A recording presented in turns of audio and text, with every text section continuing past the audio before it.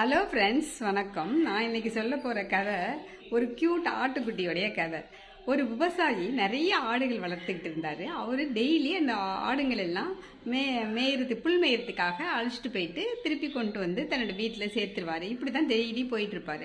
அதில் அந்த ஆட்டு மந்தையில் ஒரே ஒரு வெள்ளை ஆடு இருந்துச்சுங்க. அது ரொம்ப க்யூட்டாக இருக்கும்.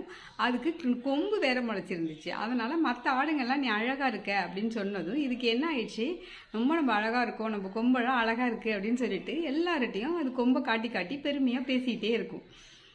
நான் அழகாக இருக்கோம் அப்படின்னு சொல்லிட்டு பெருமையாக தற்பெருமையாக பேசிக்கிட்டே இருக்கும். ஒரு நாள் இங்கே ஆட்டு மந்தையெல்லாம் அந்த மாடு மேய்க்கிறவர் எடுத்துகிட்டு போயிட்டு இருக்கும் பொழுது இந்த வெள்ளை க்யூட் ஆடு மட்டும் என்ன பண்ணோன்னா, எல்லாத்தையும் போகிற வழியில் போகிறவங்ககிட்டலாம் அந்த நாய்க்குட்டி, பூனைக்குட்டி, முயல்குட்டி எல்லார்கிட்டையும் நான் அழகாக இருக்கேன் பாரு, எனக்கு கொம்பு இருக்குது பாரு, எனக்கு கொம்பு இருக்குது பாருன்னு தற்பப்பை பேசிகிட்டே வரும். அப்போ இந்த ஆடு மேய்க்கிறவர் இந்த ஆடுகள்லாம் அவருக்கு பின்னாடி வேறு திசைக்கு போயிடுவாங்க. இது மட்டும் வேறு திசைக்கு வந்துடும். அப்போ தான் தெரியும் நம்ம வழி தவறி இங்கே வந்துட்டோமோ அப்படின்னு சொல்லிட்டு திரும்பி பார்க்க யாரையுமே காணோம். ஐயோயோ அப்படின்னு சொல்லிட்டு அப்போ இருக்கும் பொழுது ஒரு நரி அந்த சைடாக வரும். நரிகிட்டையும் போய் நான் என்னுடைய கொம்பை பார்த்தியா, நான் எவ்வளோ அழகாக இருக்கேன் பார்த்தியா அப்படின்னு சொல்லும். அதுக்கு நரி ஆமாம் நீ அழகாக தான் இருக்கிற, வா நீ என்னுடைய தோட்டத்துக்கு வா, உனக்கு நான் உணவெல்லாம் தர்றேன் உனக்கு அப்படின்னு சொல்லும். இது அப்போ தான் இந்த ஆடு புத்திசாலித்தனமாக ஒன்று செய்யும். நீ புல்லாங்குழல் வாசி, அப்போ தான் நான் வருவேன் அப்படின்னு சொல்லும். புல்லாங்குழல் தானே நான் வாசிக்கிறேன், அப்புறம் நான் அப்போ பாடுவேன் அப்படின்னு சொல்லும் ஆடு.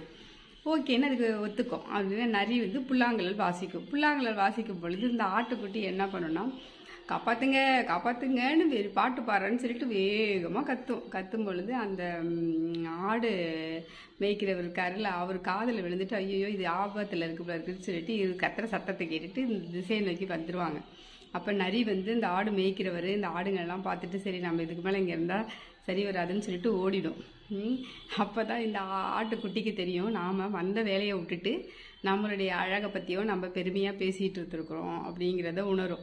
இப்படி தாங்க நாமளும் நம்ம வாழ்க்கையில் நிறைய பேர் என்ன செய்கிறோம் அப்படின்னா, நம்ம எந்த ஒரு செயலில் ஈடுபடுறோங்கிறதையே மறந்துட்டு நம்ம சுய பிராணமும் நம்மளுடைய தற்பெருமைகளையும் பேசிட்டு காலத்தை வீணாக்கி வந்த வேலையை விட்டுறோம் இல்லைங்களா?